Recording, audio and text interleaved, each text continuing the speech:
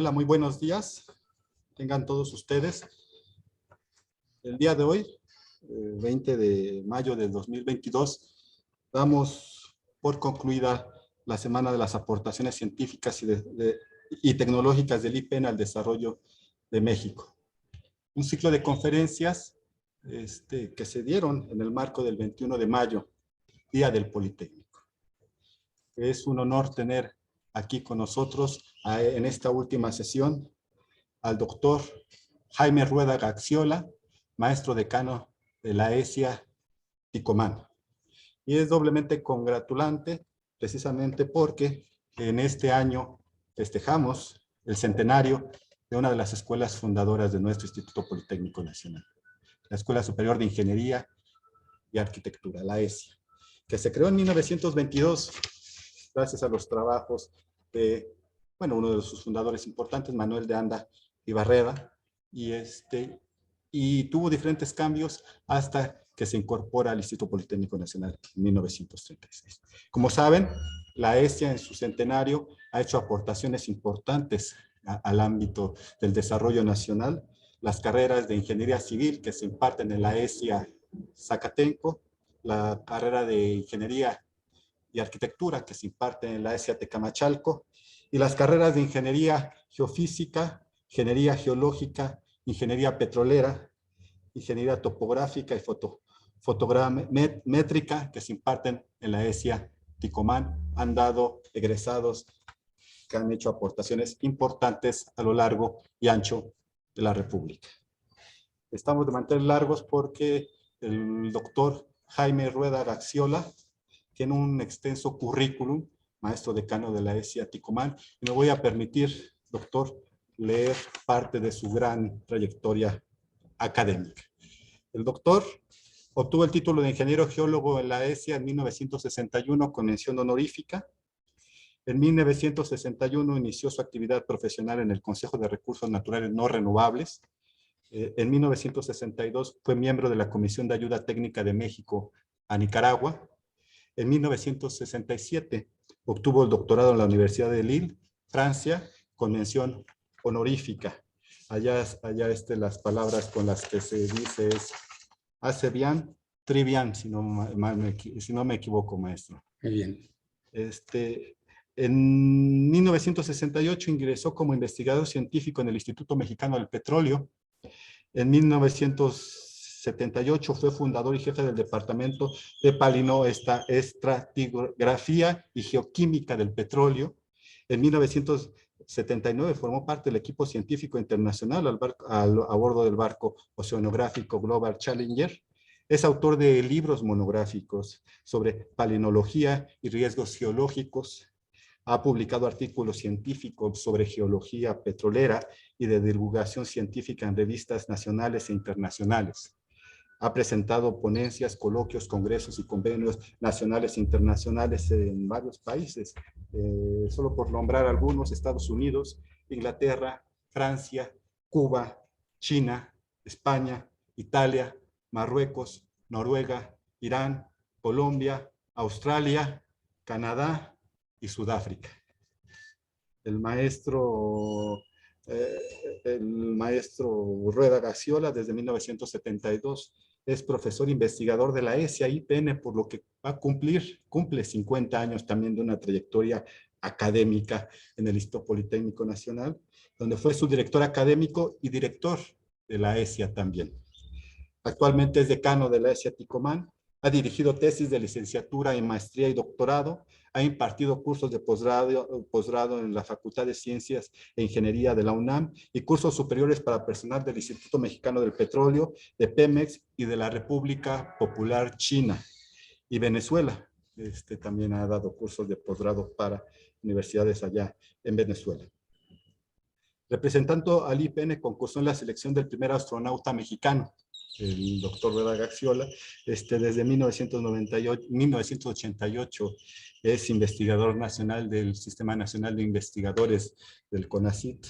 En 1989 obtuvo el diploma y presea Lázaro Cárdenas del IPN, y en 1991 fue miembro del Comité de Ciencias de la Tierra del CONACYT. En 1993 fungió como presidente del Comité de Ciencias de la Tierra, del Mar y de la Atmósfera del CONACYT, y en el 94 fue vocal del Consejo Nacional de Paleontología y en 1997 miembro del Comité de Seguimiento del CONACYT. Es miembro de diferentes asociaciones y colegios en el mundo.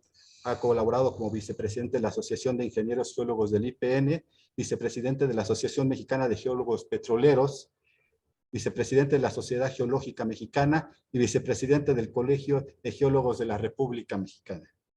Actualmente, como se sabe, es decano de la ESIA Ticomán y fue ganador en el 2011 del concurso, recuerdo, a mi profesor politécnico. Si buscan al maestro Modesto, al maestro Rueda Gaxiola en mis profesores, verán los comentarios que gran parte de sus alumnos hacen sobre su trayectoria académica y su amor a la docencia. Ganó también una distinción internacional por la Asociación de Sociedades Geológicas de la Costa del Golfo de México y tuvo el premio al educador distinguido en el 2012.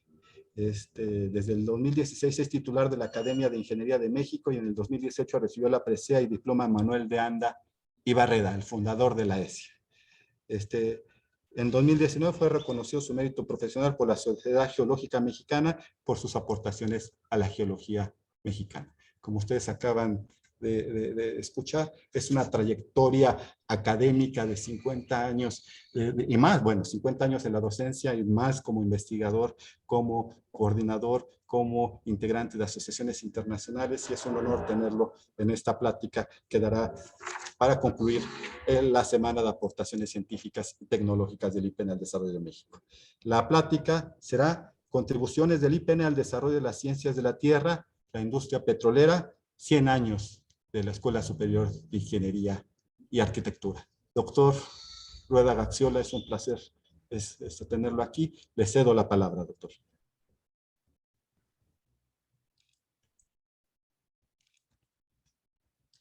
Muy buenos días. Hoy es la celebración del Día del Politécnico Nacional, festejando el 86 aniversario del IPN, del Instituto Politécnico Nacional, y los 100 años de la ESIA. En esta ponencia haré mención de las principales contribuciones de las ciencias de la Tierra en el IPN y en el desarrollo de México. Comenzaré entonces.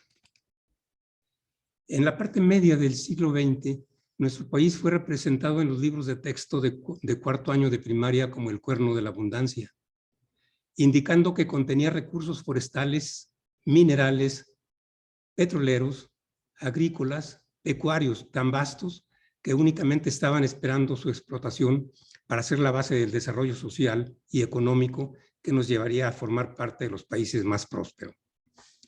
La enseñanza de las ciencias de la Tierra tiene como objetivo prioritario formar profesionales aptos para la exploración y explotación de esos recursos, como satisfactores de las necesidades básicas de la sociedad humana, buscando que la afectación al medio ambiente sea la menor y prevenirla de catástrofes por fenómenos naturales.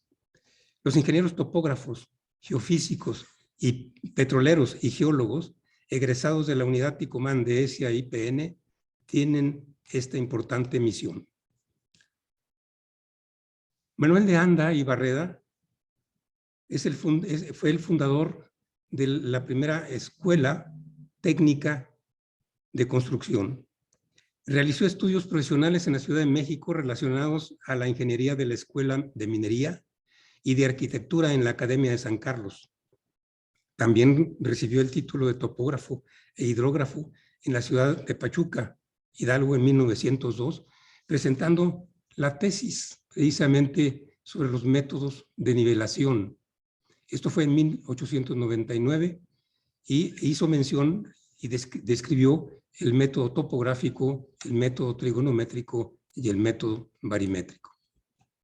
La Escuela Técnica de Maestros Constructores, en marzo de 1922, se estableció en un lugar que la Secretaría de Guerra entregó a la Secretaría de Educación Pública, en un viejo cuartel ubicado en la calle de Tres Guerras, número 27, donde se instaló esta Escuela Técnica de Constructores, ETC.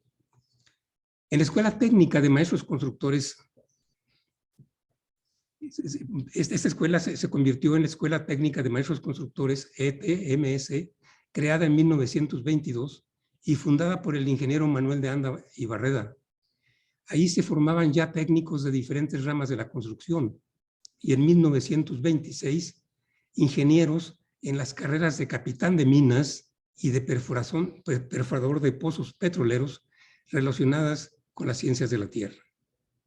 De esa escuela egresó como ingeniero de minas Juventino Islas Leal, quien fue el primer ingeniero mexicano que hizo contacto con la ingeniería geofísica, ya contratado en 1928 por la compañía petrolera El Águila.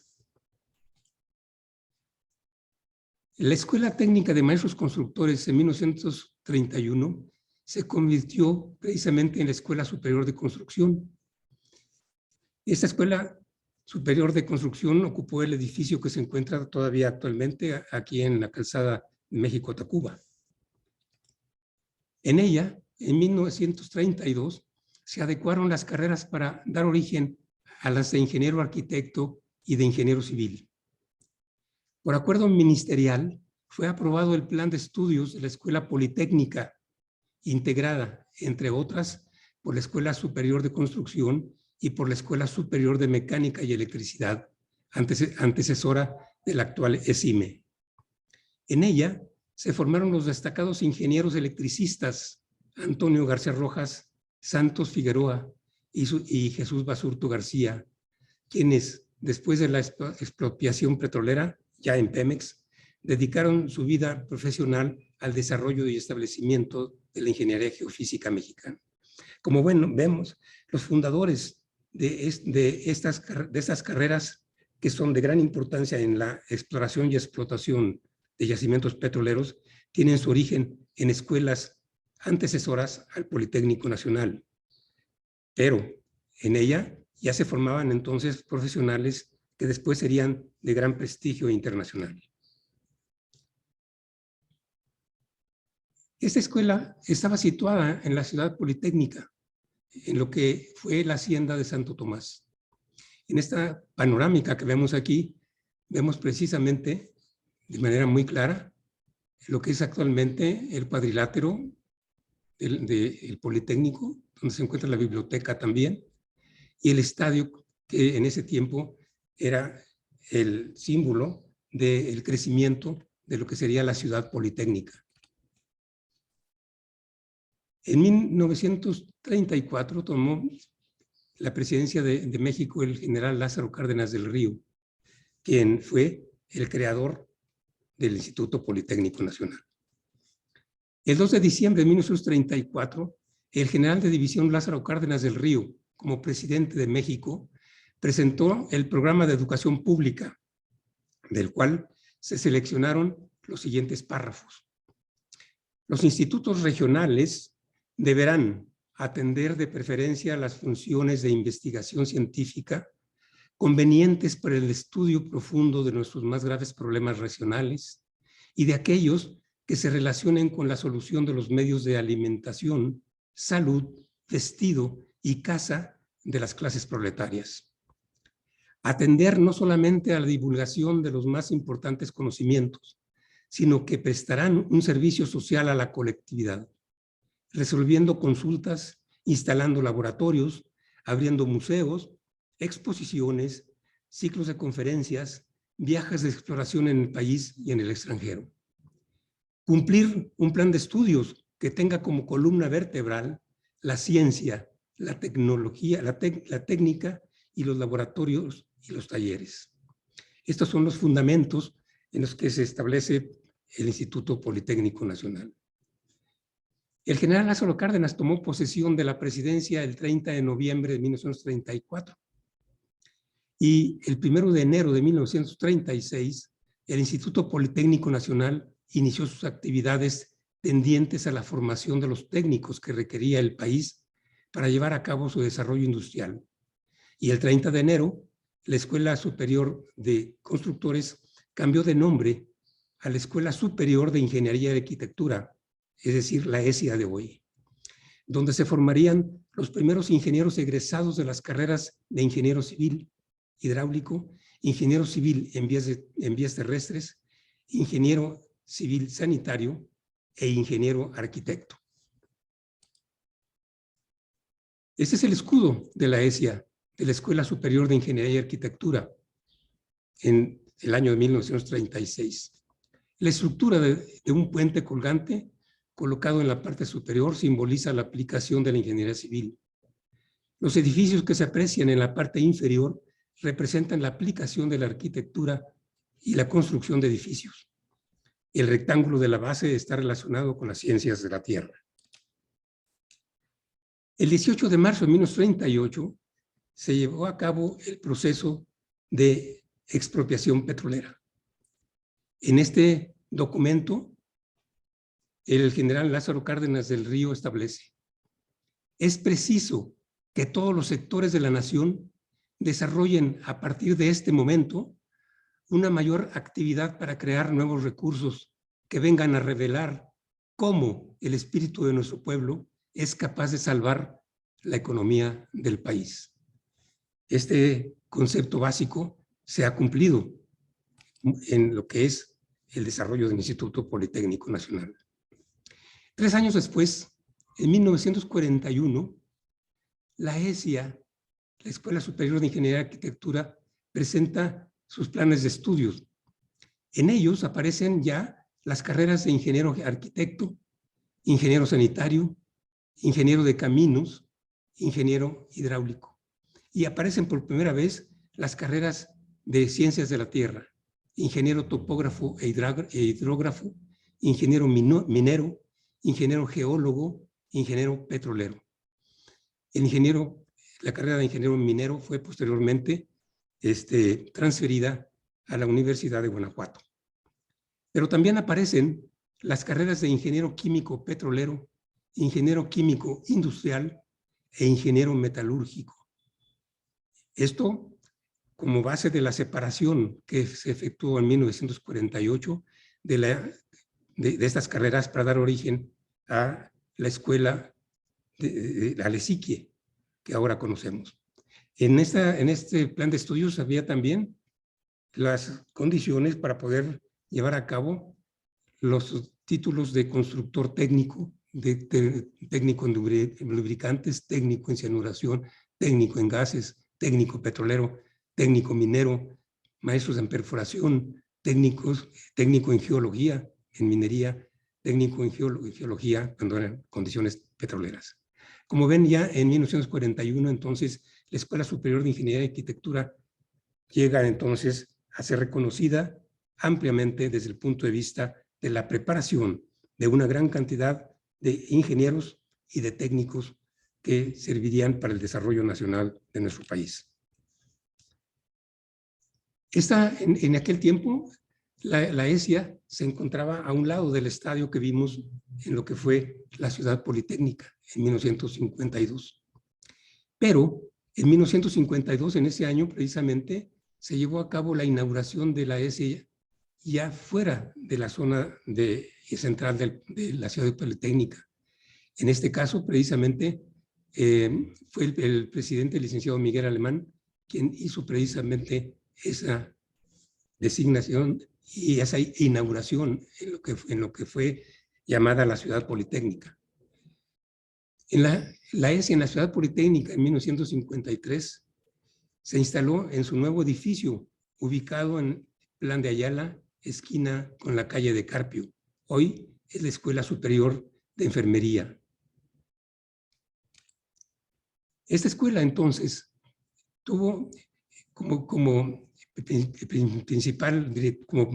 primer director el ingeniero Reinhard Rusch, de origen alemán, en 1955 hasta el 57, cuando en ese año la ESIA, después del sismo de 1957, sufrió los efectos catastróficos que destruyeron la mayor parte de las condiciones escolares, de tal manera que los estudiantes tuvimos que ser evacuados, pero también se estableció, el presidente Ruiz Cortines tuvo a bien designar el techo de lo que es ahora el MUNAL, o sea, el edificio del antiguo Palacio de Comunicaciones para las personas de los estudiantes de la ESIA que habíamos perdido precisamente la zona de estudio.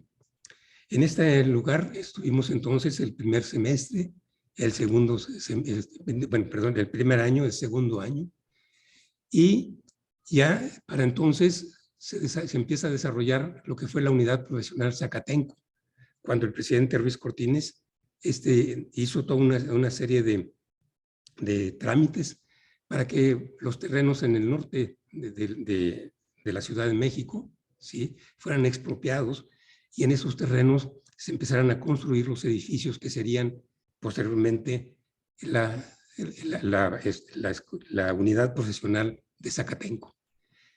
Pero ya en los edificios cuarto y quinto de la unidad Zacatenco sirvieron para que la ESIA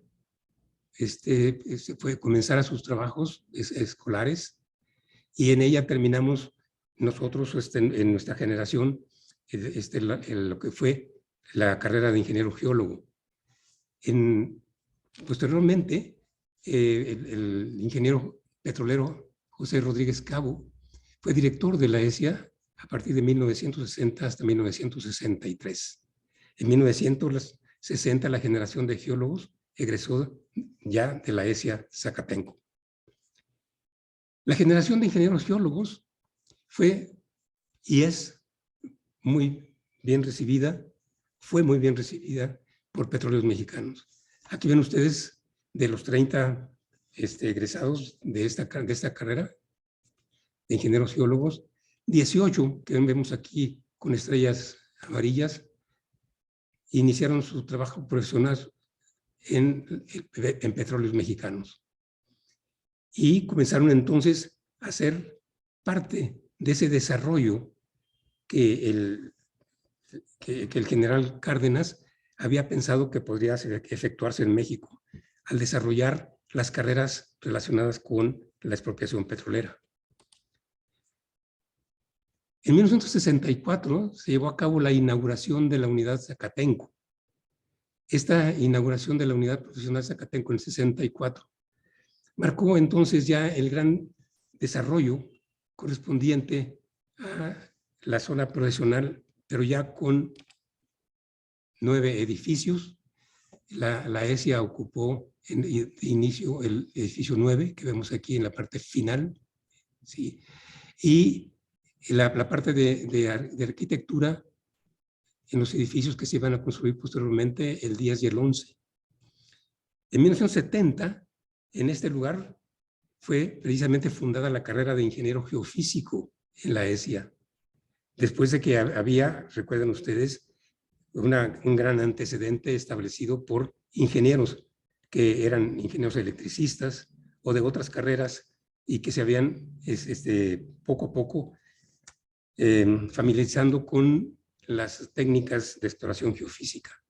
Pues ya a partir de 1970, la carrera de ingeniero geofísico en la ESIA comenzó a tener un gran prestigio y se convirtió además en una de las carreras con mayor cantidad de ingenieros politécnicos trabajando en las compañías petroleras, no únicamente de Estados Unidos, sino de todo el mundo. El gran prestigio precisamente de que dieron estos egresados a la ESIA fue de gran importancia, porque fue también una parte de contaminación, por así decirlo, entre comillas, a los demás egresados de estas escuelas profesionales. De esta generación de ingenieros geólogos de 1957 a 1960, el equipo de trabajo del ingeniero Javier Meneses de Gives,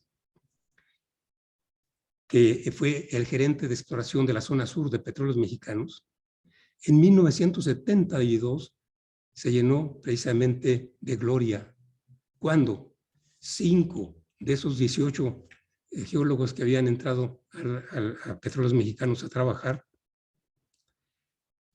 junto con el ingeniero Meneses de Gives, también de la ESIA, egresado de la ESIA, descubrieron, con la colaboración de ingenieros geofísicos, petroleros y topógrafos, muchos de ellos también de la ESIA, descubrieron la gran provincia continental de petróleos mexicanos en 1972.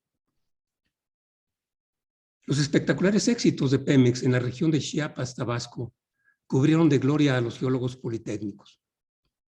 Ingenieros Javier Meneses de Gives, Gustavo González Pech, Eduardo Sánchez Sánchez, Martín Rodríguez Méndez, Rafael Sánchez Montes de Oca, Octavio López Gómez y de una generación anterior, Francisco Rodríguez Licea, quienes descubrieron en 1972 con las perforaciones, con la perforación de los pozos Sitio Grande número 1 y Cactus número 1, la provincia continental de Chiapas, Tabasco, productora de petróleo, cuya estructura se prolonga hacia el noreste para dar origen a los grandes, gigantescos yacimientos de la provincia marina de la sonda de Campeche, descubierta posteriormente en 1976.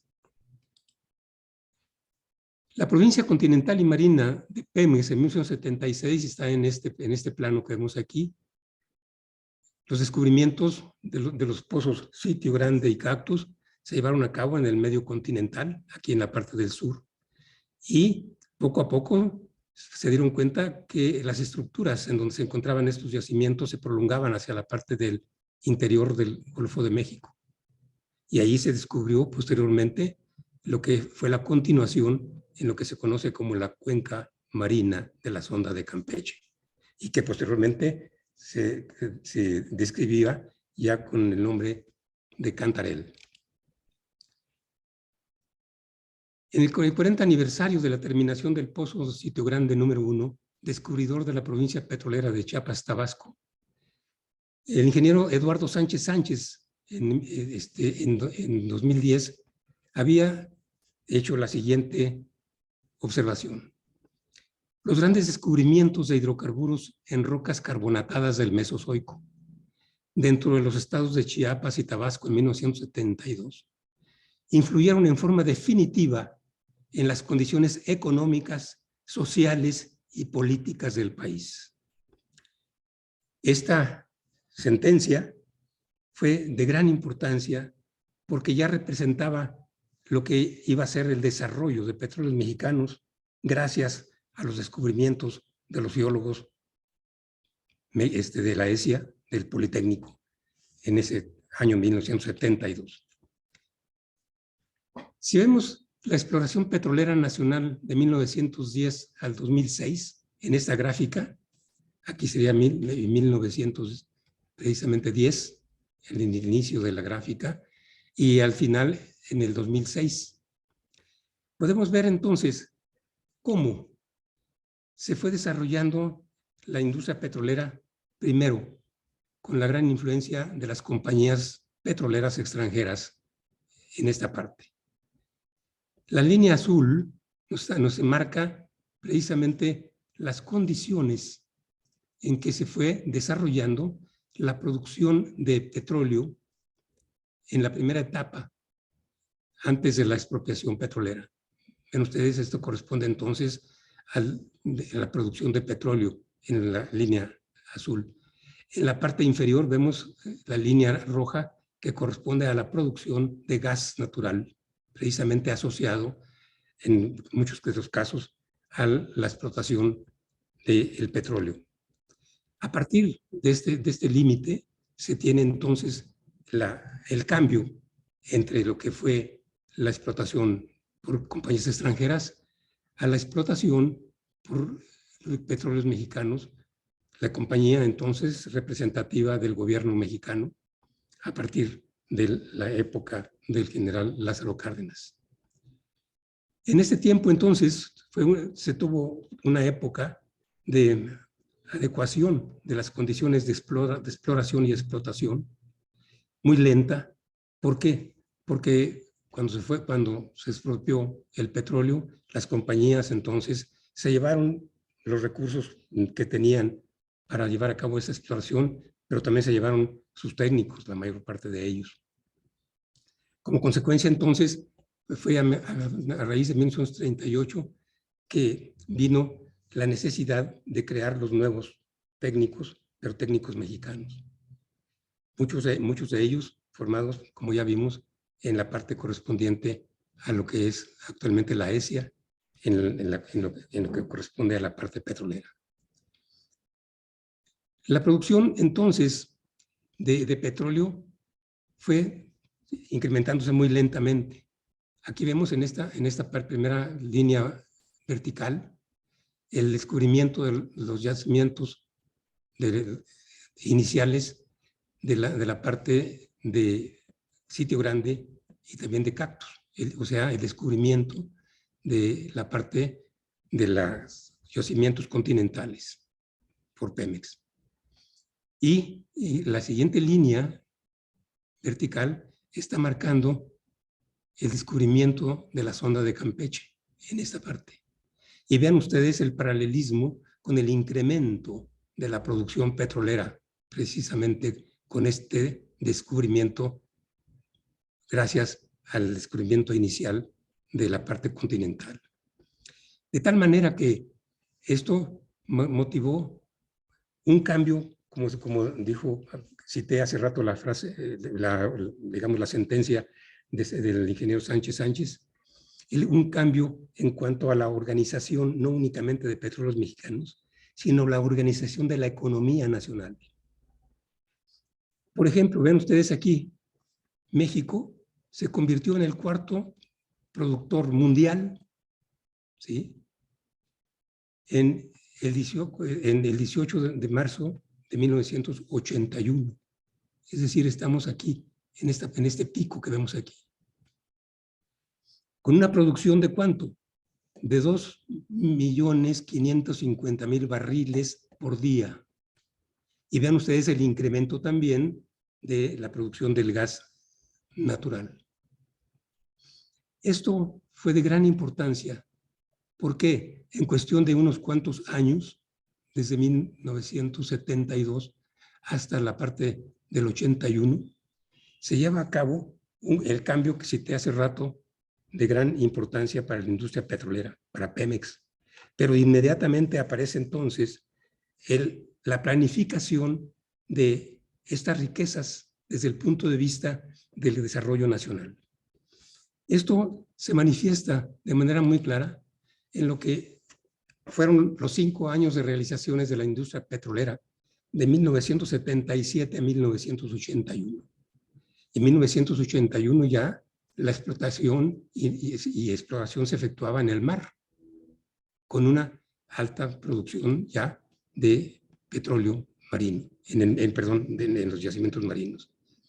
En el 2002, el 80% del petróleo, o sea, 20 años después, y el 67.5% del gas natural de México se producían ya en la zona marina y continental del sureste de México, gracias al desarrollo de Pemex, a los descubrimientos de los geólogos mexicanos en 1972. Lógicamente, para poder llevar a cabo este desarrollo, se requería no únicamente tener el petróleo, sino también saber qué hacer con él desde el punto de vista del desarrollo nacional. Y se tuvieron entonces que llevar a cabo toda una serie de proyectos de desarrollo precisamente de gasoductos, con el objetivo de industrializar ese gas que era precisamente explotado junto con el petróleo. Y de esta manera, entonces, en 1971 se tenía ya una enorme red de gasoductos que vemos aquí, de miles de kilómetros lineales. Para poder llevar a cabo estos proyectos se requerían entonces geólogos, también ingenieros civiles, sobre todo, y también la parte correspondiente a los topógrafos que se desarrollaban en las escuelas de la ESIA. Pero se requiere también, lógicamente, comenzar a llevar a cabo el proceso petroquímico, principalmente de los recursos del gas. Para eso se tuvieron que crear toda una serie de complejos petroquímicos como la Cangrejera en 1961, que aquí la vemos en construcción. Este complejo petroquímico, lógicamente, estuvo programado al finiquito de 20 plantas que tenían diferentes objetivos desde el punto de vista del proceso petroquímico, de industrialización del gas y del petróleo. Los oleoductos, entonces, tenían como objetivo también distribuir ese petróleo a diferentes partes del país, en donde se comenzaron a construir refinerías. En 1981, por ejemplo, existían ya la refinería de Escaposalco, de Tula, de Salamanca, de Ciudad Madero, de Minatitlán, de Poza Rica, de Cactus, Cadereyta, de Reynosa, de Salina Cruz, desde el sur hasta la parte del norte, ¿sí? Y se tenía un trabajo de refinación parcial a lo que fue la producción de 2 millones de barriles por día en promedio. La suma de oleoductos y de gasoductos alcanzó 21,000 kilómetros de longitud en 1980. Esto fue de gran importancia. Ven ustedes aquí, por ejemplo, la refinería de Salamanca en 1981. ¿De acuerdo? Si esto que cité se considera poco, pues vean ustedes precisamente cómo en 1980 Pemex vendía los excedentes petroleros, tanto petrolíferos como petroquímicos, ¿sí?, a 21 países. ¿Sí? Para esto, lógicamente, se requerían no únicamente la distribución en la parte continental, sino la compra de lo que son los buquetanques. En 1981, precisamente, ya se tenían estos 21 países, ¿sí?, recibiendo productos petrolíferos, petróleo también bruto, petrolíferos y petroquímicos, en lo que era toda la parte de Centroamérica, parte de Norteamérica, Estados Unidos y Canadá, Brasil, Ecuador, y toda la parte europea que vemos aquí, incluyendo la parte de Israel, ¿sí?, en este caso, debido a los problemas que había, lógicamente, con los países productores de petróleo de origen árabe. Y hasta Japón se pudo precisamente distribuir estos productos en este lugar. Únicamente para tomar en cuenta lo que fueron los buquetanques y el tonelaje de estos materiales exportados en 1980, pues se tenían ya 35 enormes buquetanques, que tenían entonces ya una distribución de 587,000 toneladas de productos petroquímicos y químicos. Lógicamente, este tipo de estudios, desde el punto de vista de la exploración petrolera, fueron a la par, no únicamente obteniendo la parte de la exploración en las zonas productoras, sino también lo que era la exploración en la búsqueda de reservas petroleras. ¿Por qué? Porque una industria petrolera tiene que tener como objetivo principal la explotación, la producción de petróleo, pero tiene que mantener siempre una cuota de reservas que permita que se lleve a cabo este proceso de explotación con base en la exploración. Vemos aquí en esta gráfica, ¿sí?, las reservas de 72,000 millones de barriles, ¿sí? Ojo, 72,000 millones de barriles de petróleo ya en 1978, es decir, corresponden a este punto alto que vemos aquí. Esto, ¿sí?, sufrió un cambio en lo que se refiere precisamente casi a cero de reservas, cuando se llevó a cabo el cambio del régimen político y administrativo de Pemex. Es decir, estas reservas que vemos aquí de 72,000 millones de barriles fueron originadas desde el descubrimiento en tiempos de Luis Echeverría Álvarez en la parte terminal y de todo el sexenio correspondiente a el presidente López Portillo. Pero después, precisamente, llega Miguel de la Madrid y se desaparecieron las reservas. ¿Por qué? Porque comenzaron a utilizarse las reservas únicamente para la producción, pero no había la construcción de pozos para incrementar las reservas correspondientes. Esto fue de gran importancia desde el punto de vista de la disminución de su importancia de Pemex en la producción nacional y el deterioro que fue sufriendo paulatinamente. Y en 1981, o sea, aquí en este punto que vemos aquí, ¿sí? Todavía se tenían 67,830 millones de barriles aquí, en esta parte. Y vean ustedes, en 82 y 83 casi desaparecen. Esto nos da una idea claramente de la gran importancia de esos descubrimientos por egresados del Politécnico, en este caso egresados de la ESIA en la cuestión petrolera. Y ya en 1990, entonces, la ESIA se divide en 3 unidades responsables que tuvieron como objetivo el establecer unidades independientes que pudieran reunir las carreras por afinidad, la unidad de Ticomán con las carreras precisamente de topógrafo, de ingeniero petrolero, ingeniero geofísico y geólogos, Zacatenco en lo que corresponde a la ingeniería civil, en las 4 carreras que vimos hace rato, y de Camachalco también en lo que corresponde al ingeniero arquitecto. Viene entonces la ESIA Ticomán, Comunidad Responsable de Ciencias de la Tierra, a establecerse, abandonó el edificio 9 de Zacatenco y se estableció en lo que fueron los antiguos talleres de ingeniería pesada de la ESIA de Zacatenco, en esta zona.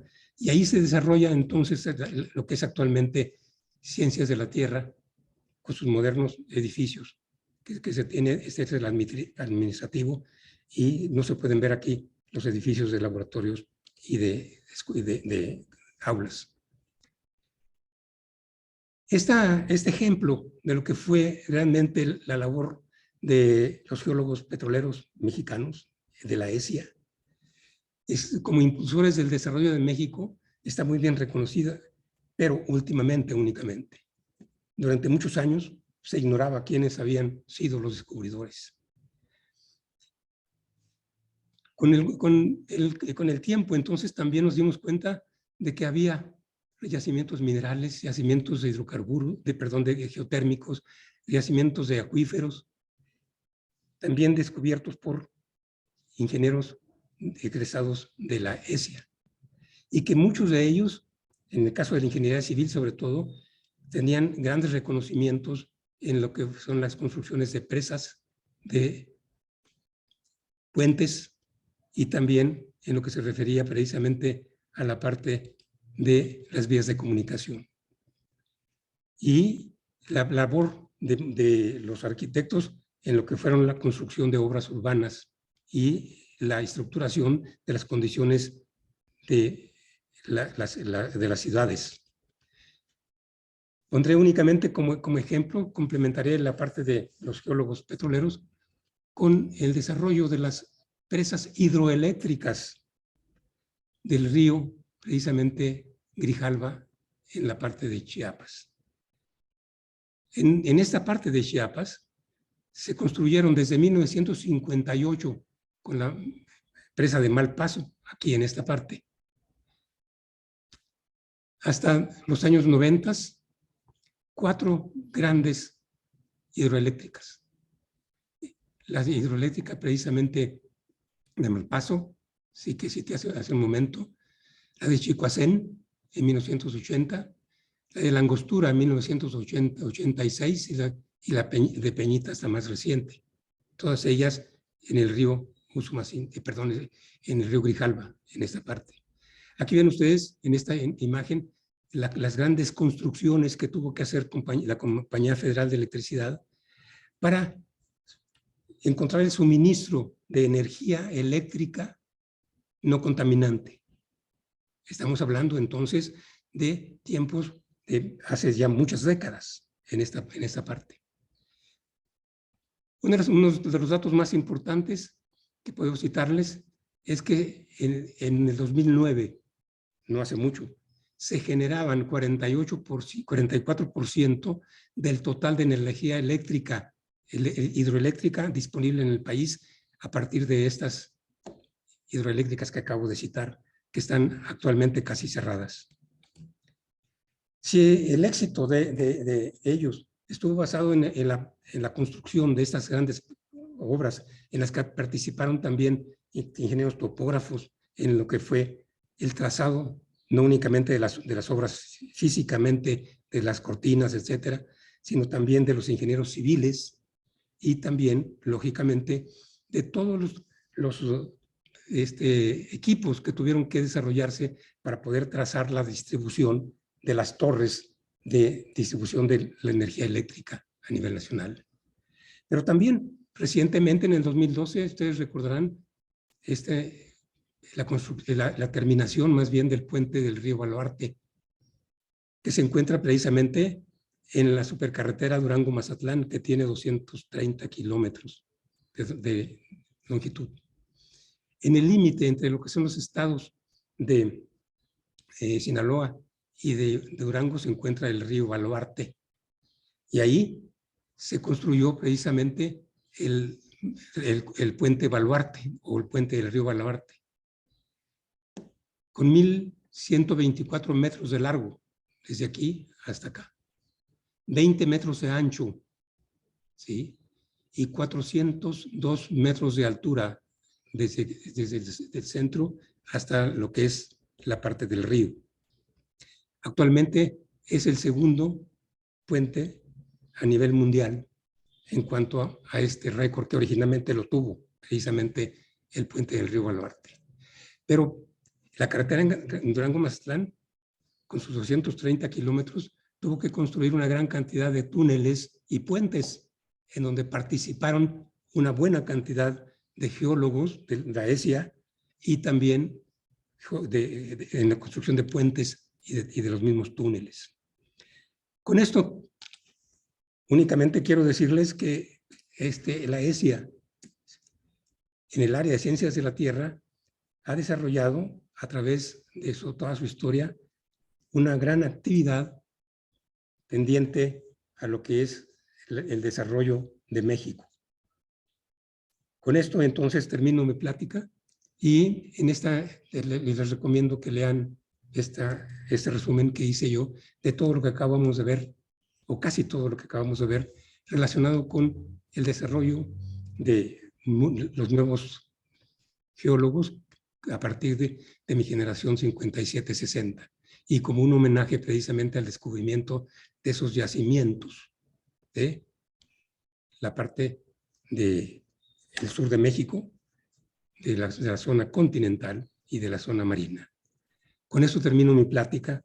Espero que tengan preguntas que pueda yo contestar. Muchísimas gracias por su atención. Muchas gracias, doctor Rueda, por su presentación.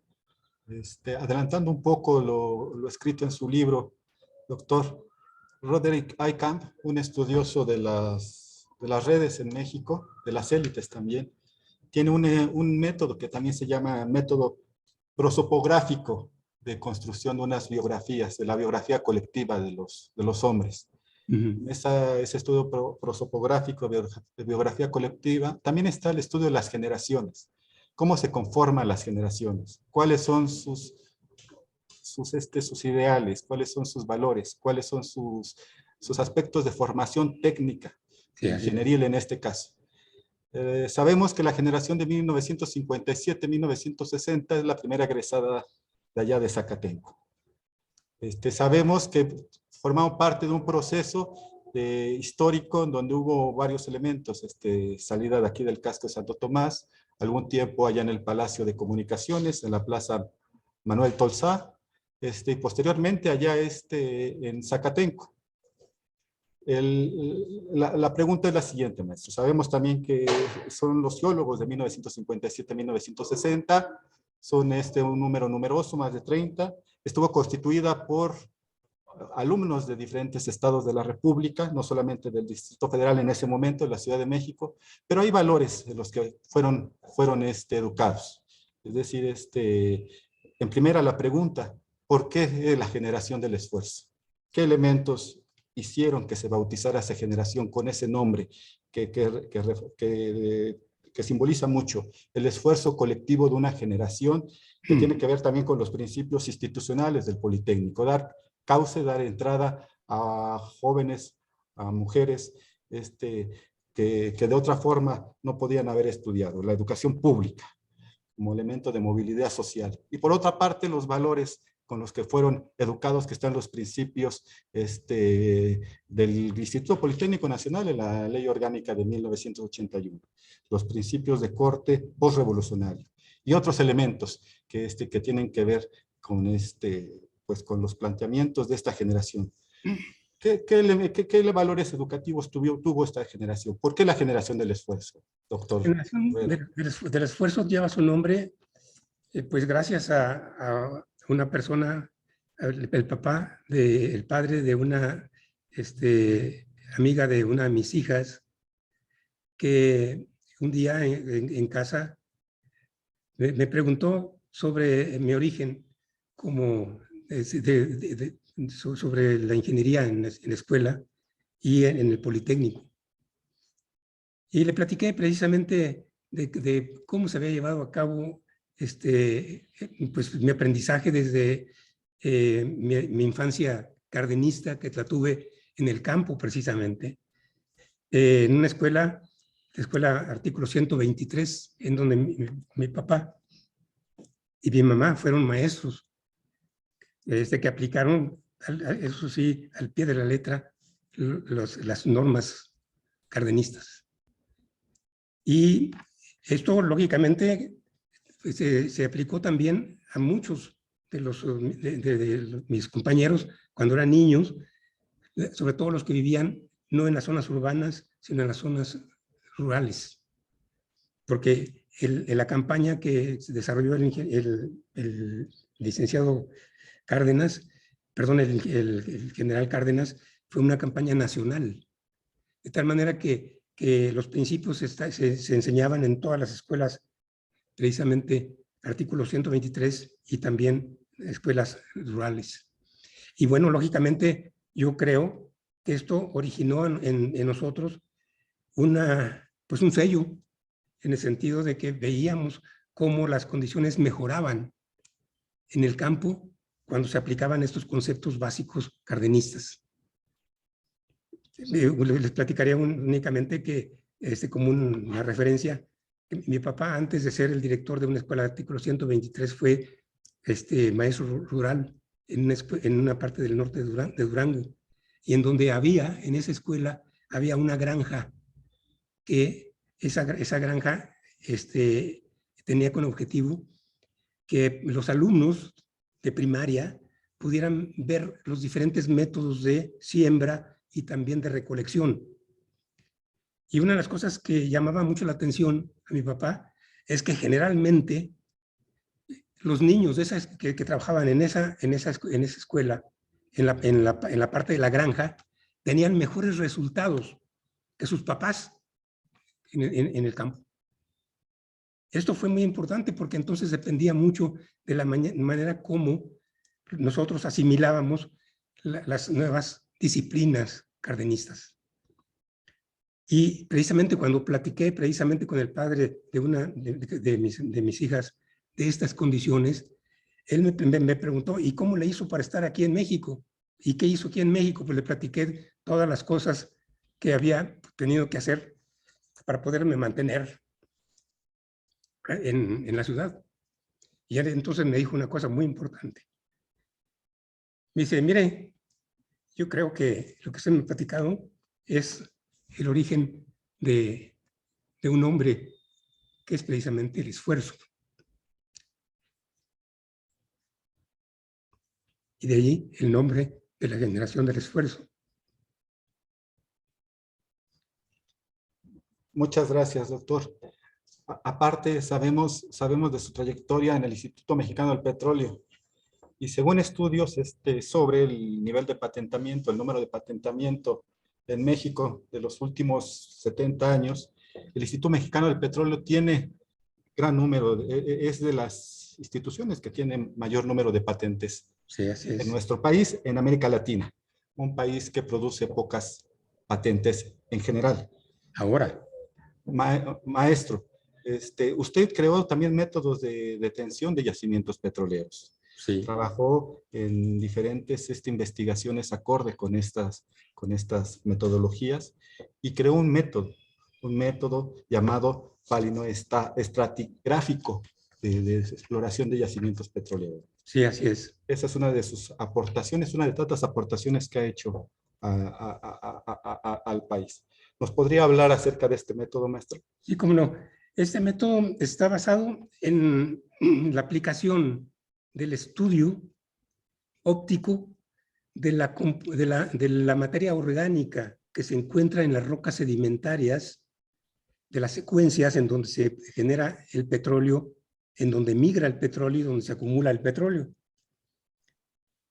Una de las cosas muy importantes es que cuando yo inicié este método aquí en México, se inició con el objetivo de poder demostrar que el estudio de esa materia orgánica ópticamente por medio de un microscopio, porque se trata de partículas que alcanzan generalmente de unos 4 micras a unas 200 micras máximo.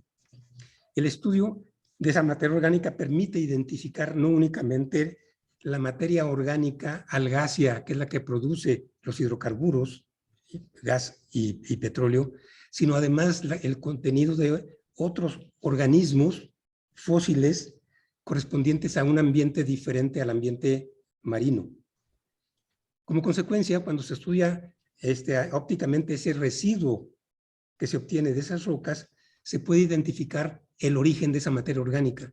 Y no únicamente se puede saber de dónde llegó esa materia orgánica al lugar donde se le ha extraído, sino que además se puede cuantificar.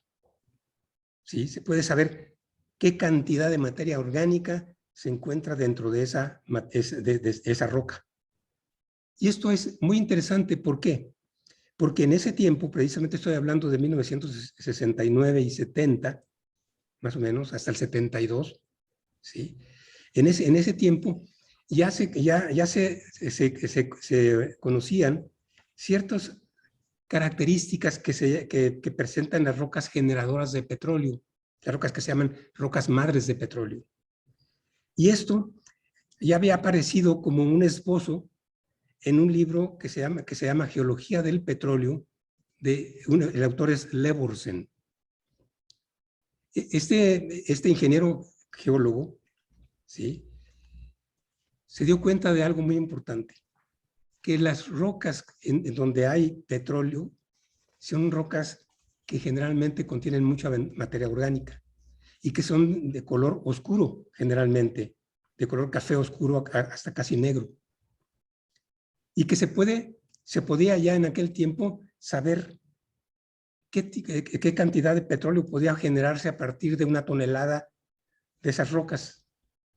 Es decir, había ya un indicio de que esa materia orgánica, por efectos térmicos en el subsuelo, se cocinaba y daba origen entonces a lo que es el líquido, que es el petróleo, y el gas, que es el gas natural. ¿De acuerdo? Entonces, la ventaja que tiene mi método es que no únicamente se determina cuánto, sino cuál es el material.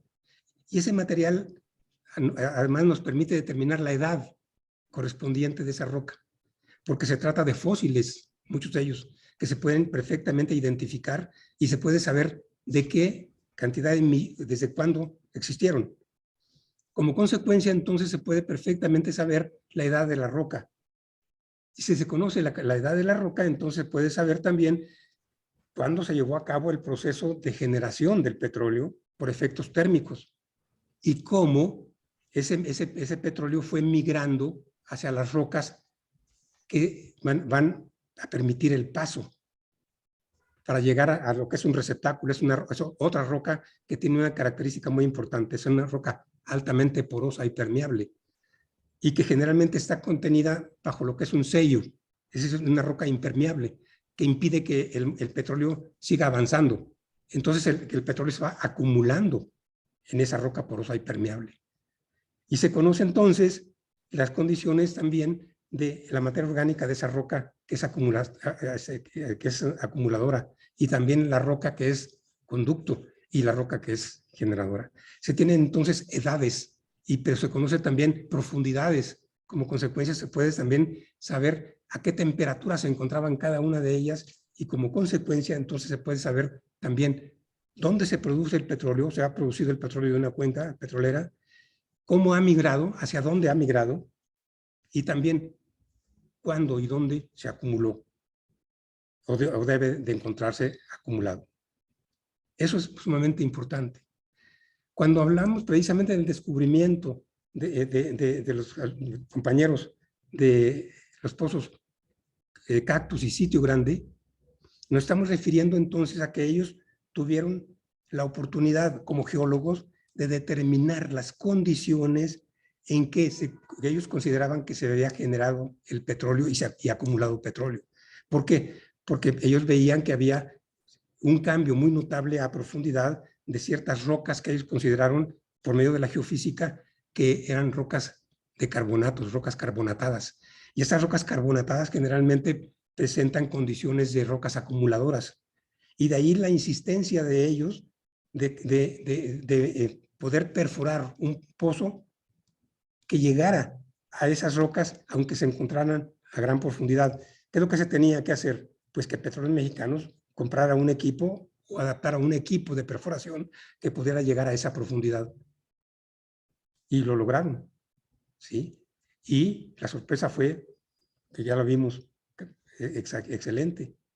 ¿Por qué? Porque lograron llegar a esas rocas acumuladoras que tenían una gran cantidad y tienen todavía una enorme cantidad de petróleo. Esas estructuras geológicas entonces se pueden determinar por medio de la geofísica en el subsuelo, y se puede saber entonces cuál es la continuación de esas rocas hacia el mar. Y eso fue lo que hicieron. Fueron buscando entonces esas rocas por medio de la geofísica hacia el mar. En la inteligencia de que conforme iban hacia el mar, había una información muy importante que tenía un pescador, el pescador Cantarell, que había precisamente visto como pescador que era, había visto que hacia la parte de la sonda de Campeche había generalmente una zona en donde él podía pescar muy bien, había muy buena pesca, pero también una cosa muy importante, podía identificarla porque en la superficie había una gran mancha de petróleo, una mancha iridiscente, que indicaba que entonces el petróleo, ¿sí?, que estaba retenido en las rocas del subsuelo, pues simplemente emanaba hacia la parte superior. Y eso fue lo que originó que se fueran siguiendo esas estructuras, casi todas productoras, hasta llegar a esta zona en donde las condiciones fueron excelentes. Entonces, ese es el método. El método es precisamente un método óptico que permite identificar materia orgánica productora de petróleo o no, edad de esa materia orgánica, tipos de rocas, y todo esto está dentro de lo que es el método palino estratigráfico. No sé si es suficiente. Muchas gracias, doctor. Los historiadores de la ciencia y la tecnología, en el caso específico de los países como México, América Latina, no estudian problemas de Alemania, de Francia, de Inglaterra, bueno, en parte, cuando es de frontera, pero estudian y tratan de resolver las problemáticas que aquejan a nuestros países, que son problemáticas particulares, que son problemáticas de exploración y de construcción y de investigación que tienen sus particularidades. Sí. Queda la generación del esfuerzo como una gran generación, los anales de la historia, de la ciencia, la tecnología, los descubrimientos, la exploración. Se le tiene que hacer justicia a esa gran generación del esfuerzo como de las de mayor impacto, hasta económicamente en el país. Usted nos mostró las cifras de los barriles de petróleo que hubo en esas décadas por la exploración. Administrativamente y económicamente, el impacto que se tuvo a finales de los 70s, inicios de los 80s, cuando cambia el modelo económico, es sumamente importante. Y ahí estuvieron egresados distinguidos de la Escuela Superior de Ingeniería y Arquitectura y esa generación llamada la generación del esfuerzo, como muchos otros. Señor. Doctor, muchas gracias por recordarnos esta parte, esta coyuntura, por exponernos las aportaciones que desde la ESIA, Picomán, se han hecho a nuestro país, específicamente en el ámbito petrolero, así como la ingeniería civil con la cuestión del puente Baluarte Bicentenario, la ingeniería y arquitectura que se da en la ESIA de Camachalco, la ingeniería geofísica, la ingeniería geológica, y gracias por hacer o presentarnos de una manera, pues digamos, clara, concisa, y para nosotros que no somos doctos en estos temas, sus investigaciones sobre los métodos de exploración de yacimientos, doctor. Es un placer haberlo escuchado, y permítame a nombre del maestro Modesto Cárdenas, presidente del decanato, darle un agradecimiento y dar por concluida esta semana de aportaciones científicas y tecnológicas del IPEN al desarrollo de México en esta semana politécnica, en el marco del 21 de mayo, Día del Politécnico, que se celebra el sábado. Muchas gracias, doctor Rueda Axiola. Muchísimas gracias a ustedes. Damos por concluida el video, maestro. Gracias. Que tenga buena tarde. Saludos a todos.